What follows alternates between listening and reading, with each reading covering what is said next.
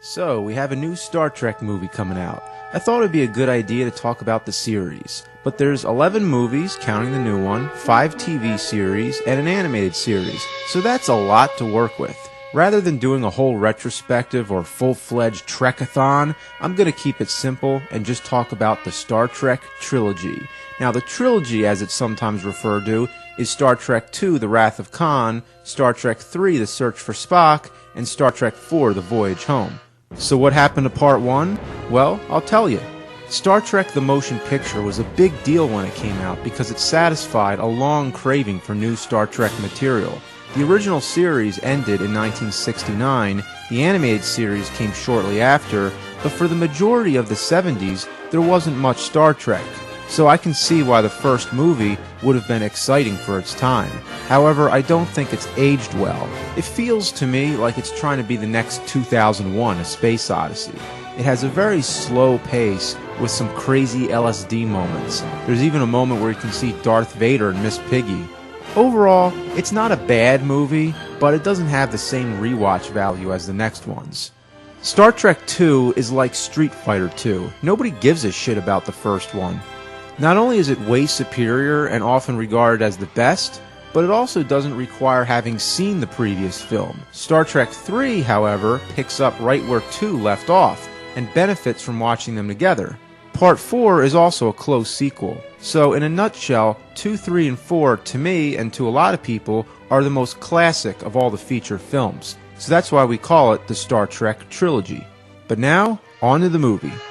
The Wrath of Khan is actually a follow-up to the episode Space Seed from the original TV series. In this episode, Captain Kirk finds Khan stranded in space.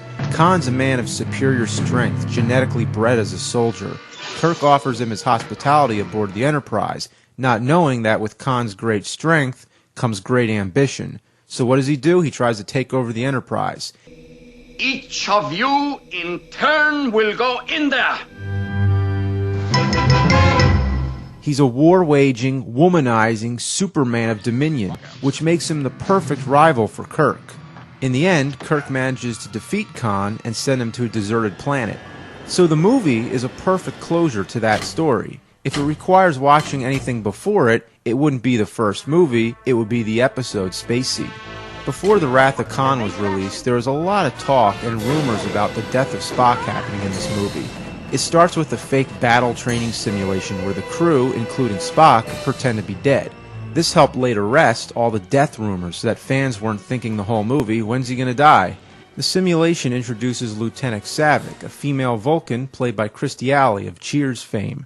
The purpose behind this was to have the newly promoted Admiral Kirk train cadets in order to show the audience that Kirk's getting older, and he's having trouble passing on the torch. Would you like a tranquilizer? I had 1/4 impulse power. I had 1/4 impulse power. He's trying to cope with getting older, which plays into the whole theme of the movie. McCoy, always being the hard voice of reason, tells Kirk basically to stop being a pussy and get back to his command. At the same time, Commander Chekhov's out on a space mission, and he accidentally stumbles upon none other than Khan. See, Chekhov thought he was on an entirely different planet. What happened was, the planet he thought he was on had exploded, and the orbit shifted, putting Khan's planet in its place. This is the one part I find a little far-fetched. A trained Starfleet crew wouldn't know a planet exploded? Are they totally oblivious to stellar events? And they wouldn't even stop to think that they're near where they sent Khan? One thing fans love to nitpick is the fact that Chekhov wasn't even on the original series until after Space Seed. So how would Khan even know Chekhov? Well, maybe he was in the shuttle bay the whole time, who knows. Anyway, the whole point of this mission was to find a deserted planet to test a new Genesis device. It's basically a torpedo that creates life out of nothing. We're shown an animated computer graphic display demonstrating how it works. You fire it at a dead planet like a moon and it turns into a fully living planet. Back then, this looked really cool. When I was a kid, I always wanted to see this part over and over. But if used on a live planet, the device would wipe out all previous life that existed. According to myth, the Earth was created in 6 days. Now watch out. Here comes Genesis. We'll do it for you in 6 minutes. So getting his hands on it would be his main goal. However, he's sidetracked by seeking revenge on Admiral Kirk. I shall leave you as you left me. People often relate this movie with Moby Dick. All Captain Ahab wants to do is kill the white whale that crippled him, but passes up lots of opportunities to catch other whales and become rich. Seeing Khan and Kirk interact is the highlight of the movie, even though they only see one another through the ship's view screen. Both actors were filmed separately, but they pull it off pretty well.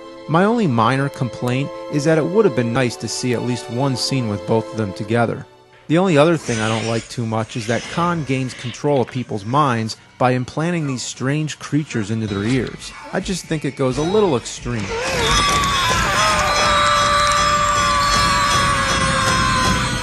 What makes the movie work is that the battle scenes don't overshadow its characters. Mr. Spock, the ship is yours. Jim, be careful. We will. Kirk, Spock, and McCoy are given the front stage like the original series, and that's the Trek we love. And rather than killing off another character that we don't care about like a random red shirt, we actually have a main character that dies. So, yeah, I don't think anyone isn't aware that Spock really dies in this movie. It always made me sad, and I never knew the point of it, but it shows that the movie isn't afraid to take risks. Live long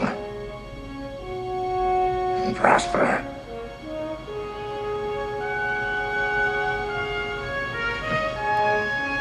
So if you're lost in a whole galaxy of Star Trek films and don't know where to start, I'd say this is the one, so give it a watch. Check in for part 2 of the trilogy. We'll talk about part 3. Now that's confusing. Most illogical. What is your name? My name is James Tiberius Kirk. I'm Captain Kirk. Captain Kirk!